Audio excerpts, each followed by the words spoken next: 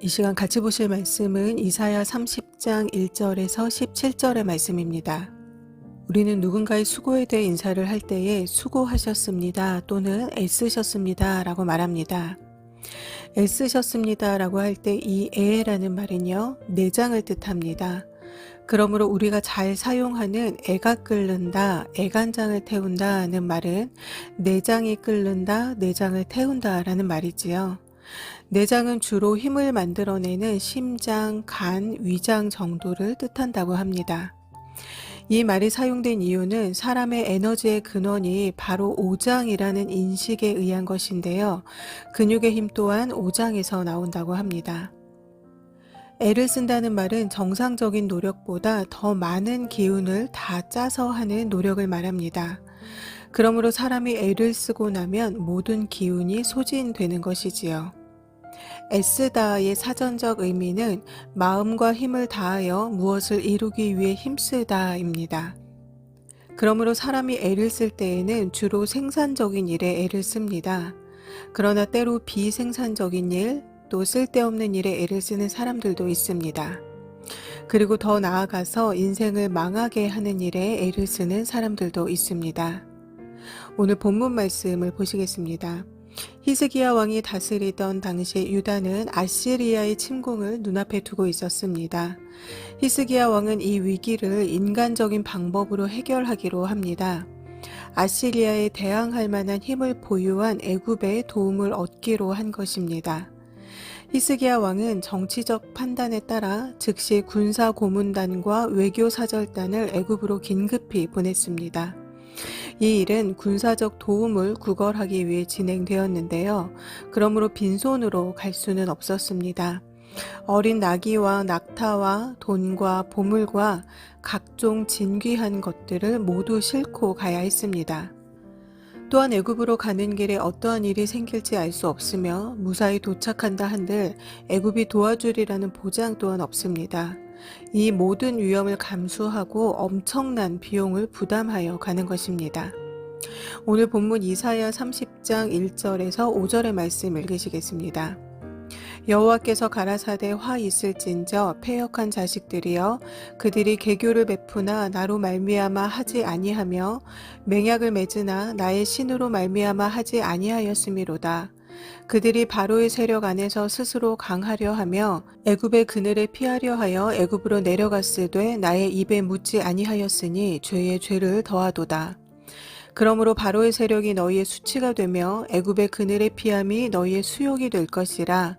그 방백들이 소 안에 있고 그 사신들이 하네스에 이르렀으나 그들이 다 자기를 유익하게 못하는 민족을 인하여 수치를 당하리니 그 민족이 돕지도 못하며 유익하게도 못하고 수치가 되게 하며 수욕이 되게 할 뿐임이니라. 하나님께서는 백성들에게 패역한 자식들이여 너희에게 화가 닥칠 것이다. 너희가 나에게 물어보지도 않고 이집트로 내려가서 바로의 보호를 받아 피신하려고 하고 또 이집트의 그늘에 숨으려 하는구나. 바로의 보호가 오히려 너희에게 수치가 되고 이집트의 그늘이 오히려 너희에게 치욕이 될 것이다 라고 하시는 말씀입니다. 히스기야 왕은 위기 상황이 닥치자 하나님께 뜻을 구하지 않았습니다. 애굽의 도움만이 살 길이라고 판단했습니다. 그러나 이것은 심각한 오판이었습니다. 이사야는 백성들에게 애굽을 의지하지 말라고 여러 차례 경고를 했습니다. 그러나 그들은 하나님 대신에 애굽에 기대었고 하나님께 반역을 저질렀습니다. 하나님께서는 이러한 유다를 패역한 자식들이라고 말씀하셨습니다. 여러분, 우리는 무엇을 위해 애쓰고 있습니까? 혹시 마음과 힘을 다하여 멸망으로 가는 길에 애를 쓰고 있지는 않습니까? 애를 쓰는 것뿐 아니라 비용도 지불하고 있지는 않은지요. 6절에서 7절 말씀을 보시면 남방 짐승에 관한 경고라. 사신들이 그 재물을 어린 나귀 등에 싣고 그 보물을 약대 재물 안장에 얹고 암사자와 숫사자와 독사와 및 날아다니는 불뱀이 나오는 위험하고 곤고한 땅을 지나 자기에게 무익한 민족에게로 갔으나 애굽의 도움이 헛되고 무익하니라. 그러므로 내가 애굽을 가만히 앉은 라합이라 일컬었느니라 라고 말씀합니다. 히스기야 왕은 사절단을 통해 많은 예물을 애굽에 보냈습니다. 하나님께서는 이 모습을 암사자와 숫사자와 독사와 및 날아다니는 불뱀이 나오는 위험하고 곤고한 땅을 지나 자기에게 무익한 민족에게 갔다라고 말씀하십니다. 그리고 애굽의 도움이 헛되고 무익할 것이라고 말씀하십니다. 7절에 라합은 바다 괴물을 말하는데요. 하나님께서 출애굽 당시에 애굽의 군대를 바다에 수장시킨 것과 관련하여 말씀하시는 것입니다.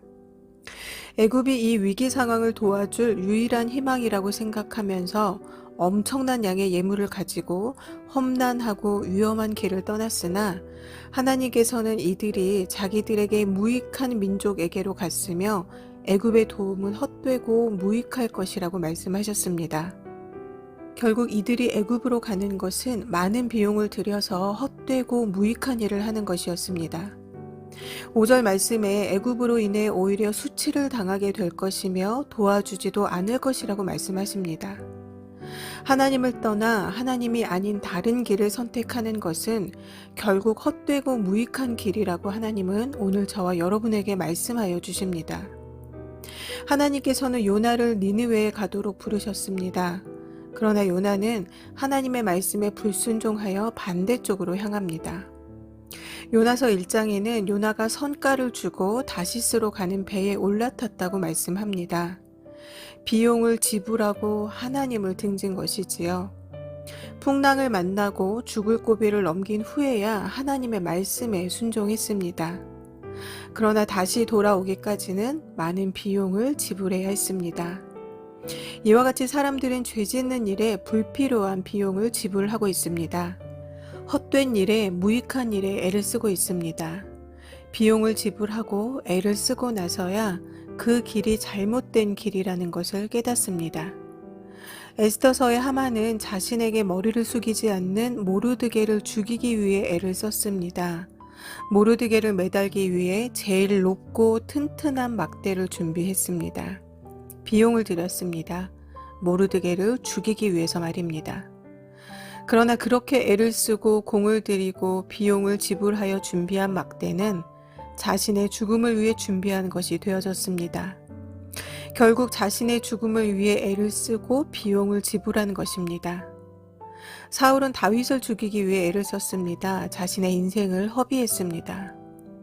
나발은 다윗의 도움을 모른 척하며 자신의 재산을 지키기 위해 욕심을 부리는 데에 애를 썼습니다. 그러나 그는 그것을 모두 써보지도 못하고 죽음에 이르렀습니다. 아합과 이세벨은 자신들의 욕심을 채우는 일에 애를 썼습니다. 포도원을 차지하기 위해 나봇이라는 선한 자를 죽음에 이르게도 했습니다. 엘리야를 죽이겠다고 협박하기도 했습니다. 그러나 그들의 마지막은 수치스러운 죽음뿐이었습니다. 8절에서 10절 말씀입니다. 이제 가서 백성 앞에서 서판에 기록하며 책에 써서 후세에 영영이 있게 하라. 대저 이는 패역한 백성이요 거짓말하는 자식이요 여호와의 법을 듣기 싫어하는 자식이라. 그들이 선견자에게 이르기를 선견하지 말라. 선지자에게 이르기를 우리에게 정직한 것을 보이지 말라. 부드러운 말을 하라. 거짓된 것을 보이라. 하나님을 무시하고 애굽을 선택한 유다 백성들을 향해 패역한 백성이요 거짓말하는 자식이요 여호와의 법을 듣기 싫어하는 자식이라고 말씀하십니다. 또한 하나님의 말씀을 듣기 싫어하는 백성들은 선지자의 바른 말을 막고 자기들이 좋아하는 부드러운 말, 거짓된 말을 해달라고 말한다는 것입니다. 11절 12절 말씀입니다. 너희는 정노를 버리며 첩경에서 돌이키라. 이스라엘의 거룩하신 자로 우리 앞에서 떠나시게 하라 하는도다. 이러므로 이스라엘의 거룩하신 자가 말씀하시되 너희가 이 말을 업신여기고 압박과 허망을 믿어 그것에 의뢰하니. 악을 행하는 자들은 하나님의 말씀을 듣기 싫어하며 그 말씀을 전하는 주의 종들 또한 바르게 가르치지 못하게 방해합니다. 13절 말씀입니다. 이 죄악이 너희로 마치 무너지게 된 높은 담이 불쑥 나와 경각간의 호련히 무너짐 같게 하리라 하셨은즉 이 죄악이 즉 애굽과의 동맹이 자신들을 위태로운 상황 가운데서 건져줄 것이라고 생각했지만 하나님께서는 오히려 그것이 멸망의 전조가 될 것이라고 말씀하십니다. 유다는 자신들을 구원하기 위해 애굽을 선택했습니다. 사절단을 보내고 뇌물을 보내고 동맹을 맺는 등 유다를 지키기 위해 애를 썼습니다. 그러나 그들은 많은 비용을 지불하고 멸망의 길로 가고 있었습니다. 애써 노력한 모든 것들로 그들은 멸망에 이르게 될 것이었습니다.